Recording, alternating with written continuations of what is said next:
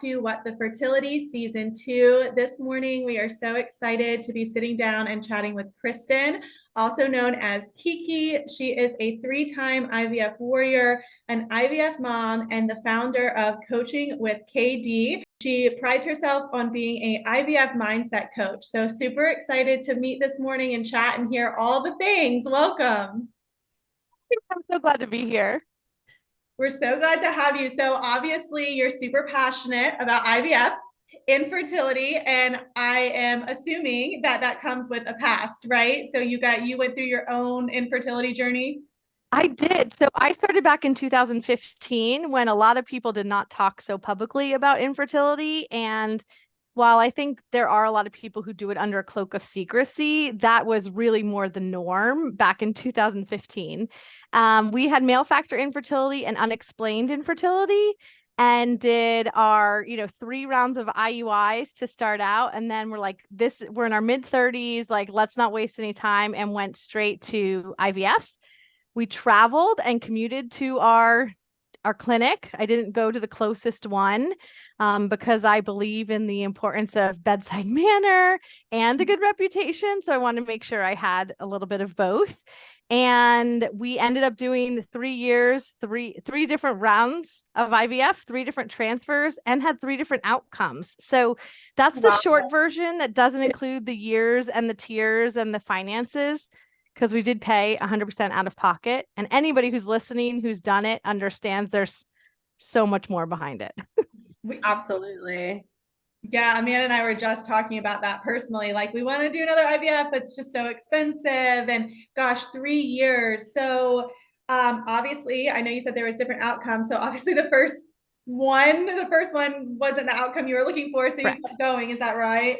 Yeah, so the first one did not work, and we went right back into round 2 immediately, and that one did work. So I'm really glad. The one thing we changed was doing genetic testing, and so we got 1 good embryo out of that batch and that round and did that transfer, and that's our IVF Miracle daughter, which is awesome. So then after she was 6 months, I was like, okay, I'm older, I'm approaching 40, like, let's do this. Me and my sisters are all 18 months apart.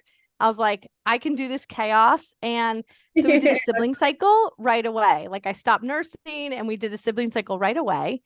And that's the one that ended up in a miscarriage. So I kind of had all the different outcomes, and I was doing really big, important work. I was busy all the time. I was super successful, and I was consumed by my infertility and by IVF. Like, every decision I was making was going under this lens of, like, how does this impact?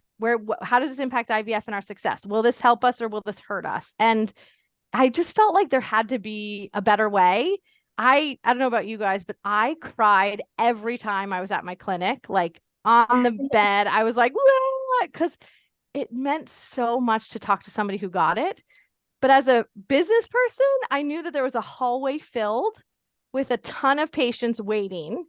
And I was like, the doctors do not have the time to give me the emotional support I need and want. And so when we were done with our trying to conceive journey, because we did pay out of pocket, I think a lot of people end either when the funds run out, when the embryos run out, or when their like energy runs out. And so we sort of hit that point where it was like, okay, we're done. So once we decided we were done, I decided to stop all of my career stuff and focus on helping the women who were just like me, found themselves in this position, wanting to have a family, grow a family, and needed medical intervention. So here I am. I know, that's incredible that you like decided to, you weren't getting what you needed. And so you're like, okay, well, I'm going to then open the door for people to be able to get that same thing that they need then, the support. Yeah. Yeah. And I was looking at your website, Coaching with KD, and I'm like, wow, this is very professional and like all of the pieces. So that makes a lot of sense that you're doing that full time. Is that right? Yes. So this is my full-time job now. So my past history, I lived in New York City before I moved to the South, and I worked for Travel and Leisure and NBC, and I've always done digital advertising, marketing, sales. And so then to be able to use that background to help me is really fun, but it's also, with you guys probably knowing, doing your own podcast, there's a lot more to it. And especially when it's yourself. So I still actually do need some help to do some of that professional background stuff, because I really believe my zone of genius is helping women. Ultimately, I'm the safe space. I am the space where you get to show up exactly as you are. There's no more filters. There's no more masks, whether that was, during COVID, a literal mask or like the emotional fake smile mask. Like, people come to me my whole life, have always told me their whole life stories, all their secrets. And so it's really nice to be able to use that natural ability to help in this life stage. Like I said, none of us signed up for this. Yeah. That's so cool. It is. And I don't know if you guys know anything about Enneagrams. Have you done your Enneagram test? I'm an 8. I'm a 4. You're a 4. Okay.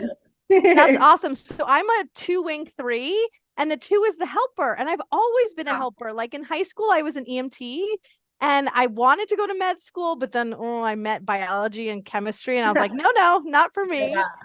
So this feels like such a natural progression for me. And the fact that I do have my own experience, like I could be coaching people through anything, but this is really, again, I see it impacting women of all ages and stages and socioeconomic backgrounds and colors and sizes, and it just sucks. So it this does. is where I'm at. This is where my heart's at. I love how you explain that, because the first thing I saw on your website is like the 2-week wait challenge.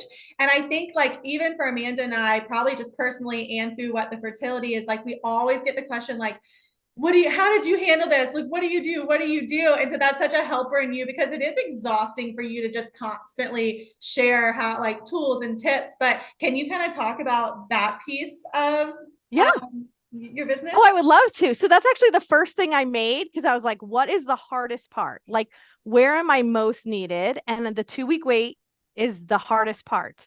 And then for people who then get a positive beta, the 2-week wait for ultrasound is the next. So there's actually these 2-week wait segments. So when people are successful, I tell them to do the challenge again, to keep going.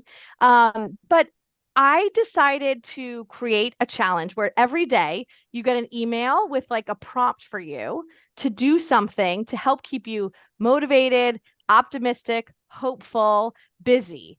Because what I found was, and I've done this since 2017, so hundreds of women have done the 2-week wait challenge. And what happens is usually day 1, day 2, day 3, day 4, you're like, what? Pretty good. This worked. I can't believe it. We made it. Because again, how much work does it take to get to transfer day? So much work. And so the optimism and hope is really high. It's up way high. But what ends up happening is day 5, day 6, day 7, you no longer have that external validation. The twinges and the cramps and the things you might feel or not feel, they could actually be a side effect of the progesterone or your period coming or a positive pregnancy. And so you can't even rely on that. And your brain is going like, this had to have failed, because that's the way to keep you safe, is to protect you from what might come ahead and hurt you. Your brain is never going to proactively be like, it worked, girl, we got this, because that's not protecting you from any harm. So the 2-week wait challenge helps you extend your hope and belief, because I am on team do not pee on a stick. I was going to ask, oh my gosh. I peed on 100. Yeah, this is a very strategic program. I love it. I know. Yeah, so the thing is with peeing on a stick, I'll tell you this. When you get to the point where you want to pee on a stick, it's because you feel so uncomfortable, because you have to know. I have to know right now. I'll be okay. I'll be okay no matter what. I just have to know. This unknowing is what's killing me. Mm-hmm. And what happens is you pee on a stick. And no matter what day it is, whether it's day 6 or 9 or 4, don't do it at 4. Don't do it at 4. Oh girl, save your money. I got it positive. Save your money. But what happens is, even if it's positive at 4, then it's still not enough. It needs to get darker. I test it every day. Right? Yeah. It's not darker. And so it's not enough. And so your brain's still like, oh, I don't know. We'll test again tomorrow. Oh, I don't know. Well, maybe that wasn't first morning urine. So let's do it tonight and let's hold it. Mm-hmm. And so you're going through all of these scenarios to justify, and you still don't feel any better. And I honestly believe that you control your cortisol levels and your stress levels by believing and hoping that it worked until you get a more finite answer. The extra roller coaster ups and downs is not good for anybody. And if it's negative, you still don't know, because you'll justify with yourself and you'll say, well, it's still too early. Well, it could be a late implanter. Well, okay, let me check the Facebook groups and find out who's had success, when you could really be spending the time focusing on what you want and where you want to go, and positivity and hopefulness. And maybe that's neutral, like positive thoughts do not equal babies. I've never heard it described any better. That was the best. Like, I'm just going to listen to, I mean, I'm not in IVF, but if I have another 2-week wait, that's so true. I've been through all of that. I've tested really early, like Amanda, and I've done exactly what you said. Yeah. So at the end of the day, if you were to think about 3 months down the road and it works, okay, whether it's that month or a month after, you would probably want to know that you experienced the time in that 2-week wait more hopeful than worried. And if it is IVF and you've done a transfer, that embryo is inside you, and we don't necessarily know how long it was still hanging on if it doesn't work. But how awesome for you to think that that experience you spent feeling hopeful, pregnant, grateful, so glad it's there. I mean, you work so hard for that. And it's a potential. It is still that potential for the life that you want. And so spend as much time until the fat lady sings. Like, do it. Like, I don't like the term poopo. Have you heard that? Pregnant. Okay, so pregnant until proven otherwise, because that reinforces that the other shoe is going to drop. Right? So like, I prefer PASP. Have you heard that one? No. Okay, that's pregnant and staying pregnant. Ooh, I like that. Stay there. Like, when you were in college, did you every day think, oh, I'm in college until I get kicked out or until I fail? No. No. Yeah, no. I love your mindset. So are you like a certified lifestyle coach or life coach that uniquely like niches into infertility? I am. That's the best way to put it. Yes, I am a certified life coach, which means I can coach anybody on anything. But man, my heart is in infertility and IVF. And so this is my specialty. Clearly. Okay. I know, right? I love it. I feel like I'm getting a free therapy Damn, this is amazing. I'm like, okay, I want more. Tell me more. Yeah, tell us more. Okay, so you work with clients. So if we have listeners listening, they're like, wow, she's like very like intuitive. She knows what she's talking about. This is the stuff I want to continue to hear. How does that work with your business? Is it one-on-one coaching? How can listeners find you and kind of get started? How do you even start it? Well, I think the best way to get started is actually to consume all the free stuff, right? Let's start there, because infertility and IVF is expensive. And like I said, I paid out of pocket for everything, like 100%. So I understand that. The 2-week wait challenge is a free resource. I also do monthly trainings on different things related, like when a transfer fails or how to have hope through infertility or triggers during the holidays. So every month I do a free training. Come to those, soak those up, listen to those. And then if you're like, I want more, I do one-on-one coaching currently, but I'm actually about to start promoting a brand new group coaching program called My Cycle Circle, where it's all women who are doing egg retrievals in the fall. Because there's always these cycle buddy groups that happen sort of naturally. And I did those too. Yep. I just also found the faults with them of being managed and run by other hormonal women who are in the spiral and the roller coaster and the ups and downs. And so I want to offer that community aspect where you get that support, where you can show up exactly as you are, but have it be managed and curated by me, somebody who is, like, the analogy I always say is, I'm on top of the mountain that you're climbing, and I can see what's between you and me. And there will be branches that have fallen down that you have to climb over. You will get scratches and bruises. That is just a fact of IVF. And I wish more people knew that going into it. But the difference is that I can say, well, there's this tree that's this high over here. Or if you take 3 steps to the left, you can go over the smaller tree, right? Or almost like rock climbing, like reach a little bit more to the right. Yeah. So I want to support a group of women going through my Hope Again coaching program, where it helps you fill back up after the burnout, stop the Yeah. consumption, and stop the worry and focus on what you're going through, but do it with that group focus where it's all going to be like, I'm calling it the circle, my cycle circle, because this is going to be your circle of women that you can turn to for the good and the bad. You can show up exactly as you are. And the one rule is there's no peeing on a stick photos. I really Love like that. that. And I think you identified the biggest issue with them. And I know Amanda could say she was in them as well. I mean, I was in several, and you make these really good friends. And then one person either has really good news and everybody's sharing their data. And if that person was the leader of the group and there's either fails or they start to get bad news, they drop out. And then like, you don't want to share your news. And that's really helpful. Yeah. And listen, I know that because I was in there too, right? Like I made besties out of it, and then all of a sudden, poof, one of them is gone because it didn't work and they're done and they canceled their Instagram account, and you're like, "Oh my gosh, where is this human again that I've shared everything with?" And yeah, so the other thing with the group is sometimes we don't even know what we're thinking. Like it's sort of behind the focus of what we're looking at in the day, and hearing somebody else going through it to say, hey, how do I even approach, I'm going to a wedding this fall, like how do I approach like the bachelorette party and all the questions when I'm with like all my girlfriends, when Susie is not my friend, right? And I don't want Susie to know, but everybody else, I'm okay talking about it. It's like, you're probably not the only one who's been in that situation. So let's talk about it and recognize that what you're going through, I bet there's 12 other women going through and feeling and thinking about the same thing.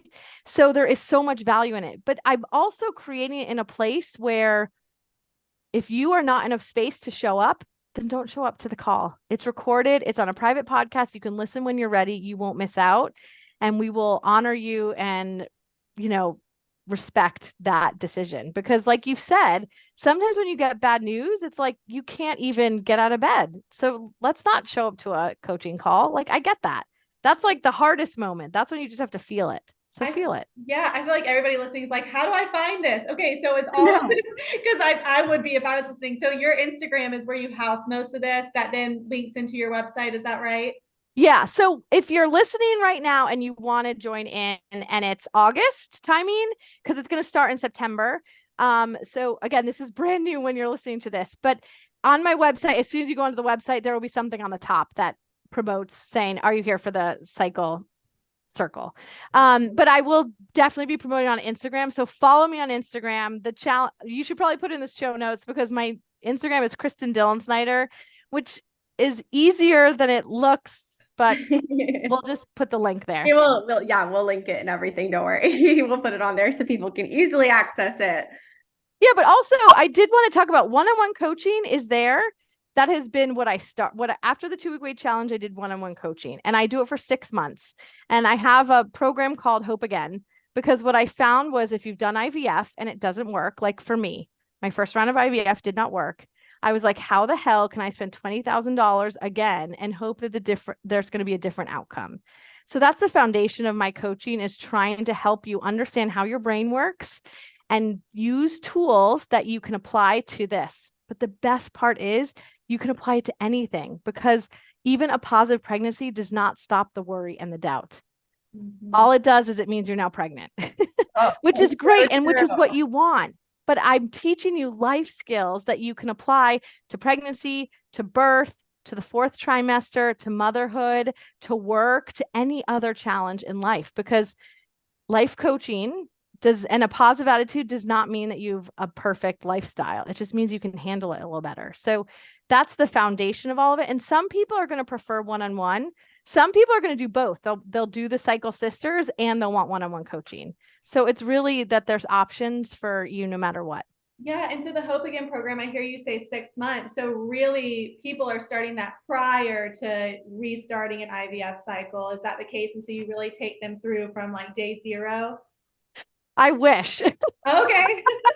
Okay, so this is what I found after doing this for 4 years, is most people, by the time they get to IVF, they think, this is it. We've made it. This is the big guns. We're getting the doctors. We're paying the big money. This is the answer. I don't need help because this will work. Next month will work and I'll be fine. I'll be fine in a month or 2 months when this works.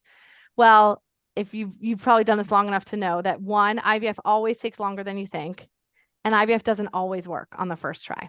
Okay. So what I find is that most people call me the week before their transfer because that is the point where they're like, holy cow, I need this to work. I will do anything. Yeah.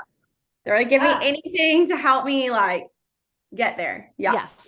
So the best time to work is literally before you start, because I can teach you really helpful tools and strategies so you don't go in with bad habits. And managing those expectations, just like you said, like I know I was a freaking mess every time of like, I'm going to get 20 follicles. And then that it always is like, there's just always unexpectedness in the process, even before you get to the transfer. Yeah. And so ideally it's before you start, or like you go to the IVF clinic and you get your calendar and you like know you're doing IVF. Great. I mean, I've had some clients who start with me doing IUIs because they know that if the IUIs don't work, IVF would be next. And they've had really good success because we work on the mindset stuff so early, so they can handle all the ups and downs with IVF better. But I can also work with you. Some of my clients have done 7 rounds. And then I work with them through round 8 and 9, and it works, right? And like, I'm not a fertility coach, so I don't talk about success rates with pregnancies. I do believe in the mind-body connection. Okay. I do think that when you lower your stress levels, when you are handling the ups and downs better, that it will impact your body and your cortisol levels and your stress hormones and all of that. But really, it is about impacting the experience. I want you to be able to look back when you are holding that baby or when you decide to walk away. Because I got the baby and I walked away because I'm one of 5. Like I thought I would have not 5, but like at least 2. Yeah. And so I also walked away, but I want you to either have the baby and say, I made the best of this and I cherished every moment. Or if you have to walk away because it doesn't work and you try something else, you don't have any regrets. That's so important. I think the 3 of us, I keep going back to you saying like on top of the mountain, and the 3 of us can see why that's so important because we are all kind of, I mean, Amanda and I are still, we haven't walked away or tried again yet, but it is like the time's going to pass no matter what. And you're going to go through it no matter what. You might as well have a positive experience. Yeah. Absolutely. And you don't have to put like other things on hold, like even professionally, right? Like I was in such a driven professional business where it was like, I always wanted to succeed and get to the next level. Right. And so being able to know that, oh, I can do IVF and I can still do this. Like I have clients who are in very awesome, high powered, very stressful positions, and they're not pausing their career dreams and goals at the same time. Like it actually is possible to do both, but you have to take care of yourself and you have to prioritize your mental well-being. It's not about pressure. It's not about like pushing yourself through. Like that's not going to work for either side. Right? You're going to burn out at work or you're going to burn out on the infertility journey or trying to conceive journey. And so let's give you, again, these tools so you have the energy to keep going. Like I help you keep going. If you want to keep going, like that's when we work together because you're not ready to give up, but you're so burnt out and consumed by it. You're like, there's got to be a better way. That's why I created what I do. That's awesome. I needed you in 2020. I'm like, can I go back in time and hire you, please?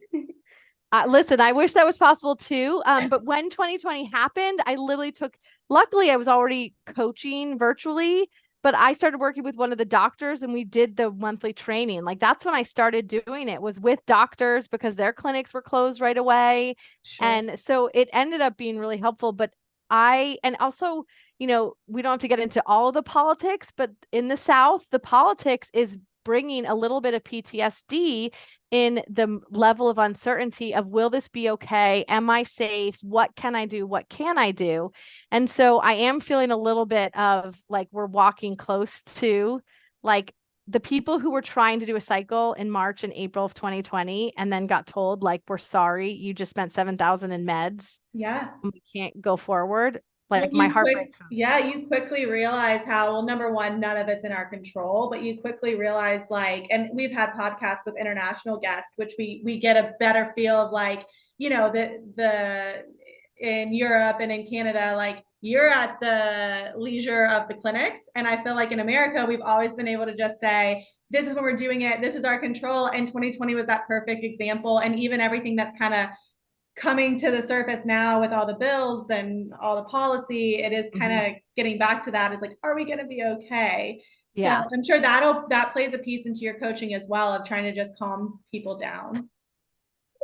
It does. And that's also been a newer part of my business. Like I'm advocating a lot. So whether that is for fertility coverage, because again, I was somebody who didn't have coverage, but had access. And I realized the privilege of that, where that I don't think that it should be limited to people who have access.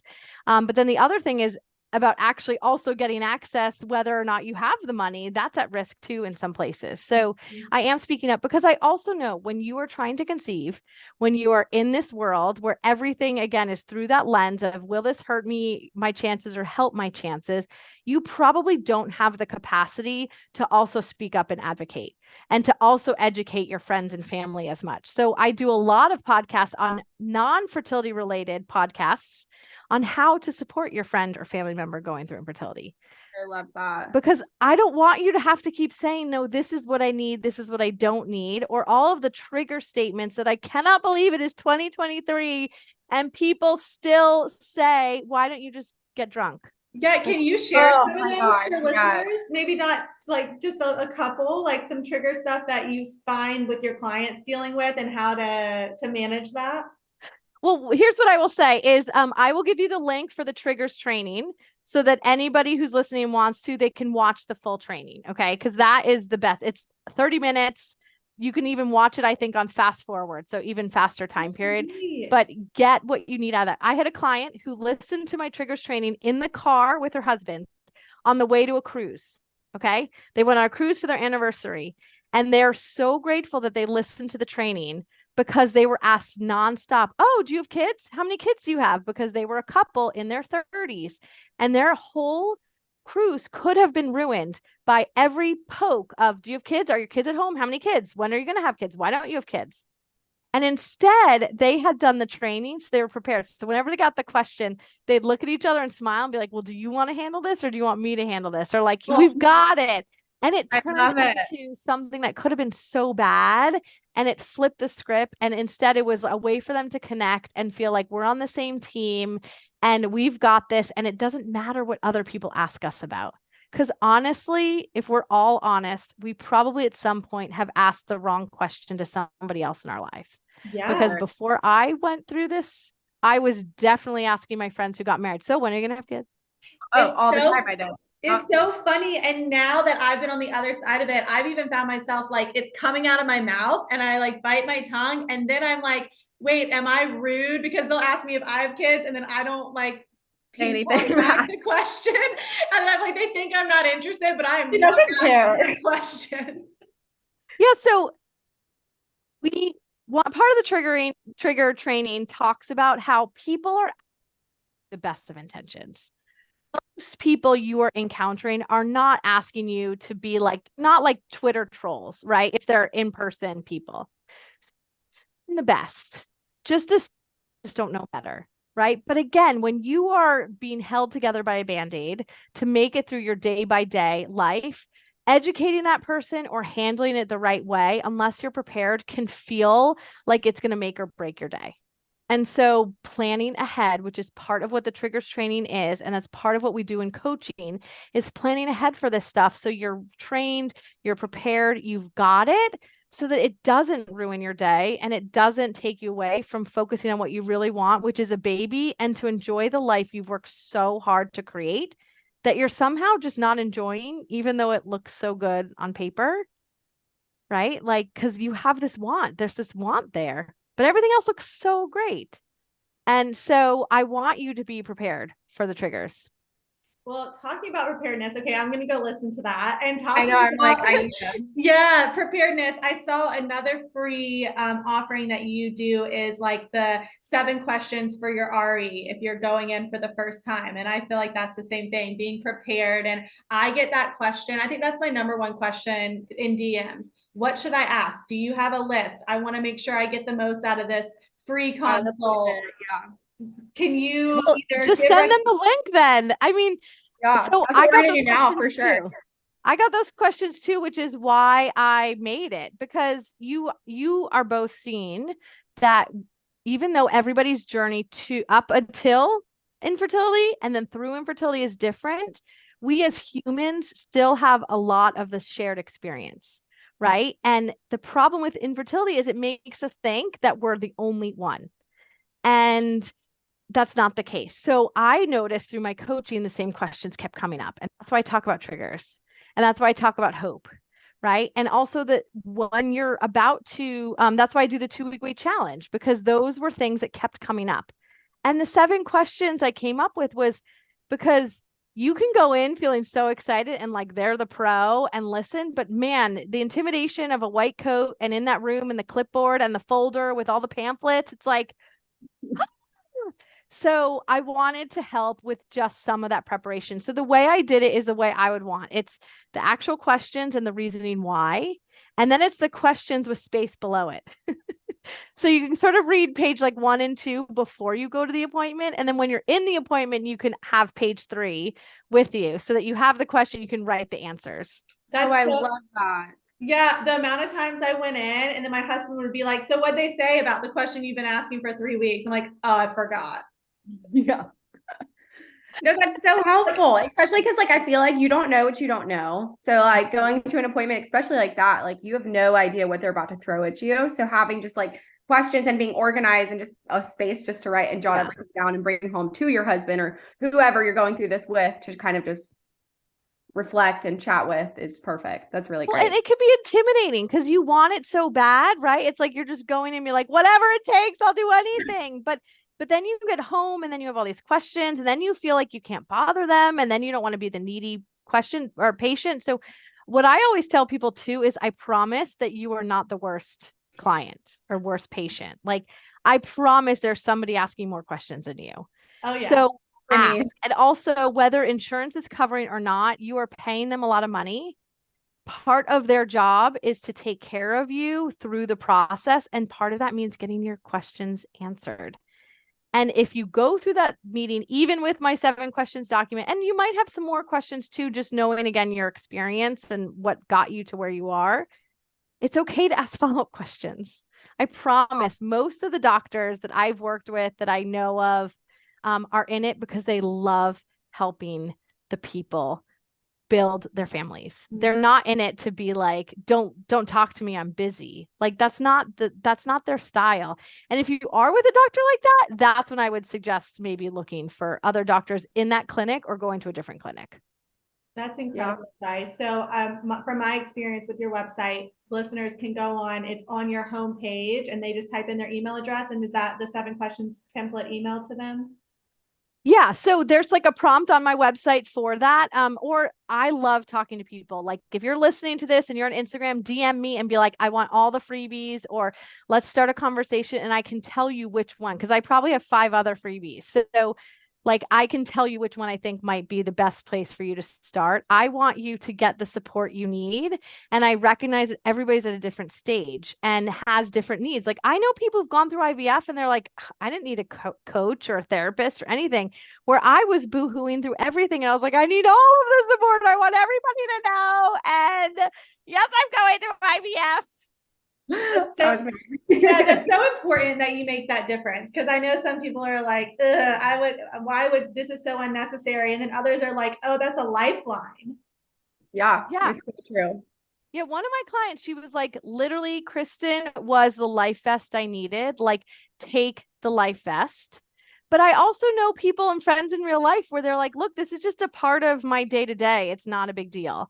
And either way, like a lot of my clients know that I say this. I'm probably going to get a coffee mug that says it, but it says, of course. And what I want people to know is, of course, you feel the way you feel, and there's nothing wrong with it. So if you feel like IVF is just a part of your day to day, it's just a step that you have to take to grow your family, great, wonderful, go at it.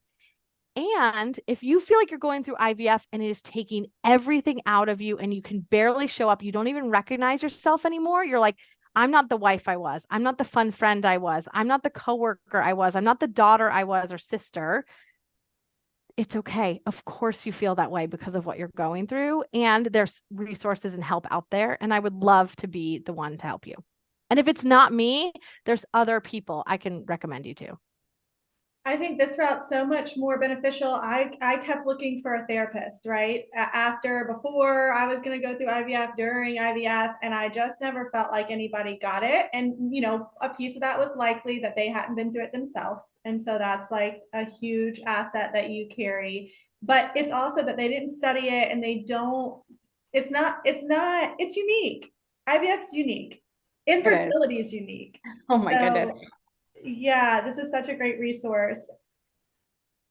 I'm so glad to hear you say that. I truly believe that.